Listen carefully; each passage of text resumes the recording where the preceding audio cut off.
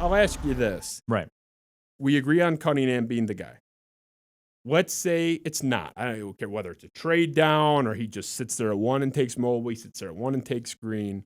Are you in the Pistons fan camp? I know you would disagree with it because we're both Cade guys, but are you in the Pistons fan camp that it's this egregious thing? You're going to meet Andy Isaac down at LCA and help him tip over the sausage house? Is it like... No, because I enjoy the sausage house. Oh, you, tip over something? Something else. Yeah, you would tell him, hey, don't take that one out. Let's take out the pizza stand. But like... Dipping dots are way overrated. Let's find the Dipping Dots cart and take care of that one. Dipping Dots. Tip the Dipping Dots cart over. But you see what I'm saying? Like, okay, we want Cade. Cade, right. Great, wonderful. We agree. Wonderful, right. Good conversation. But, like, here's where I land. I think the fans are wrong that it's like, oh, so obvious. And we demonstrated why, because we've seen that. You don't have to go back 30 years and pluck an example here or there. Just the last 5 years, say for the last 2, which we excluded on purpose, I think fairly.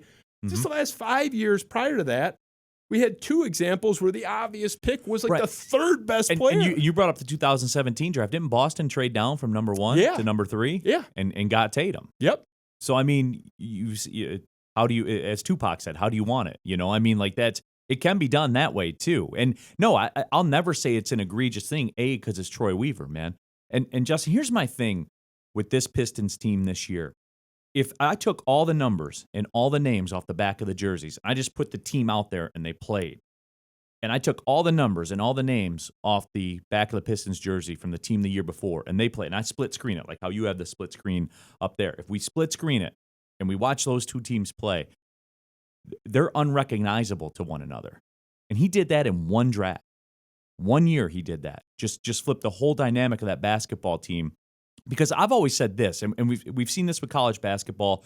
Whenever I talk to Coach Campy or if I talk to college coaches, I say, and we saw this with John Calipari, he was the first to do it. I think everybody else is kind of caught up now. You give me 5 athletes, 5 great athletes, and I'll figure it out. And I really think basketball is becoming positionless to a certain degree. It is. And Cade Cunningham's another, they'll play the 1, play the 2, has ability to post up at the 3. So I think you're seeing that right now. Troy Weaver kind of took that and molded it his way, and we're becoming positionless, and just the athleticism of the team. Don't even watch the ball going in the net. Just watch that team run the floor.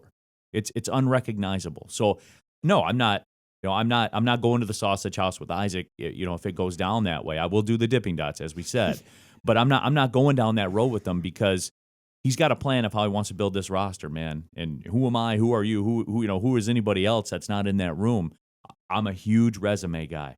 Check the resume, and the resume is pretty damn good. And I could not be more aligned with you on this, because I am the ultimate. Some people say I'm a cynic to a fault, and by some I mean virtually everyone I know says I'm a cynic to a fault. No, they don't say that. No, they do. I'm just I am working on my reputation, but it's years of repairing. But no, it's true. Generation. Well, and we're gonna get to the Detroit Lions later. Yeah. But like, you do have the fans that just blindly, they love everything the Lions do, and they always support it. And every new coach is the new guy, and he's gonna be the one to figure it out. It's like, I think those people are misguided. I used to say meaner things. I'll just say misguided. I think they're wrong.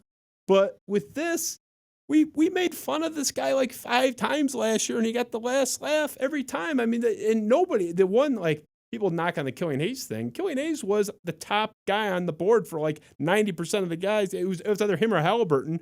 And Michael Carter. At the point guard spot, probably the most valuable position in basketball. Right, but I think the people, I don't know where you stand, but people are like burying the Killian Hayes, and the guy had a catastrophic hip injury and was the youngest guy in the draft to begin with. Sure. And Halliburton, look, I think Halliburton's a good player, but we saw Michael Carter Williams win Rookie of the Year, looked like the best player in that draft. And then he ended up out of the league in like 4 years. Right. So that's why we excluded the last couple of drafts with that breakdown. It's just too soon. But it's not too soon to see, oh my God, Isaiah Stewart can probably play in this league a little bit. Jeremy Grant is clearly a pretty damn good player. Yep. So I'm with you. I'm going to defer to the resume. And it's a little bit of a difference here, what we're seeing in town. Jim Costa, friend of mine, 97-1, good guy. He's a little bit annoyingly talented for how young he is. He's taking the city by storm.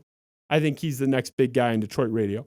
But he says, in his opinion, he talked about it on this show, that Steve Yzerman, to him, total carte blanche. I mean, he could do anything. He could draft a trainer in the first round to sit on the bench and rub guys' elbows, and it just wouldn't question it. But Troy Weaver does not have that for him. Yeah, but I think Troy Weaver has that with more people than we think they do. It's the allure, it's the spectacle.